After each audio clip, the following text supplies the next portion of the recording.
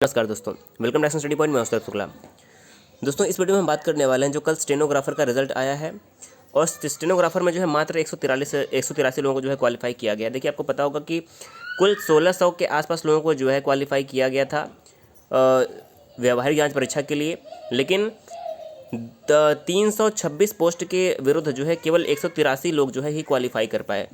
तो इसकी दोस्तों द्वारा हम देखने वाले हैं कि जो बिहार कर्मचारी चयन आयोग में जो भी आपका टाइपिंग टेस्ट होना है, उसमें भी जो है ऐसी स्थिति आ सकती है कि कुछ सीट खाली भी हो सकती है, क्योंकि टाइपिंग वाले जो है कैंडिडेट जो है सही से नहीं मिल पा रहे हैं। तो इसके बारे में बात करने वाले। देखिए, अगर हम पहले यहीं से देखें तो आपके कुल जो है 13,120 पोस्ट हैं बीएसएससी इंटर लेवल मेंस में, जिसमें से 980 आपके फिजिकल वाले पोस्ट हैं।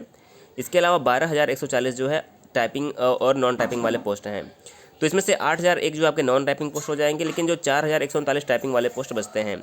तो सबसे बड़ी बात यह है कि 4,139 जो है आपके टाइपिंग वाले पोस्ट हैं।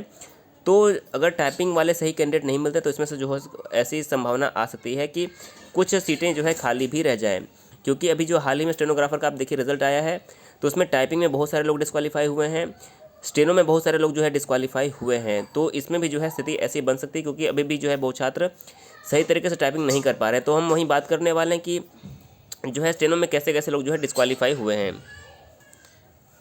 तो देखिए, कल जो रिजल्ट आपका जारी किया गया था 17 तारीख के डेट में, तो लिखा हुआ था कि पद आशु लिपिक की व्यावहारिक जांच परीक्षा हेतु आमंत्रित सभी अभ्यर्थियों को सूचित किया जाता है कि उक्त जांच परीक्षा के उपरांत कुल 183 अभ्यर्थी जो है काउंसलिंग के लिए योग्य पाए गए। अब देखिए, यहाँ पर आपको ये बात याद रखना होगा कि कुल जो है 326 पद थे आपके स्टेनोग्राफर के, लेकिन 326 पद में से केवल 183 ही लोग ऐसे मिल पाए हैं जिन्होंने जो है क्वालिफाई हुए हैं स्टेनो और टाइपिंग में।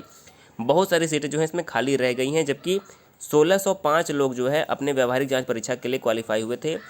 तो 1605 में से मात्र 183 लोग जो है सेलेक्ट हुए हैं अंतिम में। पूरी पोस्ट भी जो है फिल नहीं हो पाई, आप देख सकते हैं यहाँ पर। तो इसके आगे लिखा हुआ है कि इसके अतिरिक्त व्यावहारिक जांच परीक्षा के आशु लेखन खंड में अयोग्य पाए गए अभ्यर्थियों की सूची, टंकन खंड में अयोग्य पाए गए अभ्यर्थियों की सूची एवं आशु लेखन में तथा टंकन में अयोग्य पाए गए सूची यहाँ पर जो है प्रकाशित किया गया। देखिए, हम अब देखते हैं कि कुल मिलाकर आप देखिए कि केवल 183 लोग क्वालिफाई हुए हैं, जबकि 1605 लोग जो है कुल मिलाकर जो है व्यावहारिक जांच परीक्षा के लिए क्वालिफाई हुए थे। इसके अलावा आप देखिए कि टाइपिंग टेस्ट में कितने लोग डिस्क्वालीफाई हुए, तो टाइपिंग टेस्ट में 73 लोग जो है डिस्क्वालीफाई हो गए, यानी कि ये लोग जो है टाइपिंग में पूरे नहीं कर पाए जो भी मानक तय किए गए थे। इसके अलावा अगर हम बात करें तो स्टेनो टेस्ट में कितने लोग डिस्क्वालीफाई, देखिए आपका बीएसएससी में भी जो है आशु लिपिक के बहुत सारे पद हैं। तो बीएसएससी इंटर लेवल मेंस में भी जो है आपके आशु लिपिक के पद हैं। तो उसमें भी देखिएगा आशु लिपिक में यानी कि स्टेनो में 210 लोग जो है डिस्क्वालीफाई इसमें हुए थे स्टेनोग्राफर के पोस्ट में। इसके अलावा बात करें कि दोनों मिलाकर यानी कि बोथ स्टेनो और टाइपिंग टेस्ट मिलाकर कितने लोग डिस्क्वालीफाई हुए हैं, तो यहाँ पर आप देख सकते हैं कि काफ़ी लोगों का यहाँ पर रोल नंबर लिखा हुआ है। तो आप दोनों काउंट कर लीजिए, 560 लोग जो है यहाँ से आपके डिस्क्वालीफाई देखिए हुए हैं। तो स्टेनो और टाइपिंग टेस्ट मिला के जो आपके 560 लोग जो है यहाँ पर डिस्क्वालीफाई हुए हैं। तो यानी कि बहुत सारे पोस्ट जो है खाली रह गई है, यहाँ पर हम जो है ये आपको दिखाना चाह रहे हैं। और अगर हम बात करें कि प्रथम इंटर स्तरीय मुख्य परीक्षा जो आपका हुआ था बीएसएससी इंटर लेवल मेंस, देखिए अगर हम ऑप्शनल नोटिफिकेशन देखें तो यहाँ पर देखिए जो आशु लिपिक के पद भी आपके यहाँ पर हैं, क्योंकि बीएसएससी मेंस में भी जो है आशु लिपिक के पद बहुत सारे हैं। यहाँ पर भी देखिए आशु लिपिक का अगर देखें तो यहाँ पर 21 पद दिया हुआ है। इसके अलावा अगर हम नीचे और आते हैं तो आशु टंकक और आशु लिपिक यानी कि आपके बीएसएससी में भी जो है आशु लिपिक के बहुत सारे पद देखिए यहाँ पर आशु लिपिक के पद हैं। तो यहाँ पर भी जो है आपको बहुत सारी तैयारी करनी पड़ेगी, क्योंकि आशु लिपिक यानी कि स्टेनो वाले पोस्ट में जो है काफ़ी छात्र जो है डिस्क्वालीफाई हो जाते हैं, टाइपिंग में जो है डिस्क्वालीफाई हो जाते हैं। तो देखिए, अगर हम यहाँ पर बात करें कि आशु लिपिक के पद के लिए योग्यता क्या क्या रखी गई थी, क्योंकि बहुत ही इंपॉर्टेंट आपको हो जाएगा कि योग्यता क्या रखी गई थी और छात्र जो है इसमें डिस्क्वालीफाई कैसे हो गए। तो देखिए, यहाँ पर आपका जो हिंदी श्रुति लेखन यहाँ पर होता है आशु लिपिक वाले पद के लिए, जिसमें आपका 80 शब्द जो है प्रति मिनट जो है, इसके हिसाब से कुल 320 शब्द जो है आपके लिखने होते हैं। इसके लिए अवधि 4 मिनट मिलती है, यानी कि 1 मिनट का अतिरिक्त समय प्रारंभ में लेखापन जांच के लिए जो है लिखा जाता है, यानी कि जो डिक्टेशन होता है। तो इसमें आपको जो है श्रुति लेखन शब्द 80 शब्द प्रति मिनट में कुल जो है 320 शब्द लिखने होते हैं। इसमें भी जो है बहुत लोग जो है डिस्क्वालीफाई हुए हैं। इसके अलावा श्रुति लेखित लेखांश का टंकन जो होता है, इसके लिए आपको 2 मिनट का 20 मिनट टाइपिंग मिलता है और 2 मिनट का एक्स्ट्रा टाइम मिलता है आपको। इसके अलावा हिंदी की जो टाइपिंग हुई थी आपके यहाँ पर आशु लिपि की बात करें तो आशु लिपिक में हिंदी के लिए जो है 30 शब्द प्रति मिनट जो है, इसके हिसाब से कुल 300 शब्द टाइप करने होते हैं।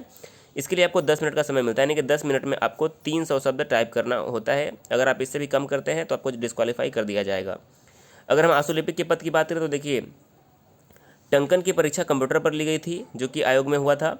हिंदी की टाइपिंग जो है कीर्तिदेव 10 फॉन्ट पर लिया गया था। और हम वहीं बात करें BSSC मेंस का, तो आपका मंगल फॉन्ट बताया गया, लेकिन अभी भी जो है फॉन्ट क्लियर नहीं हुआ है, तो फॉन्ट जो है आयोग जब नोटिस जारी करेगा तभी क्लियर हो पाएगा।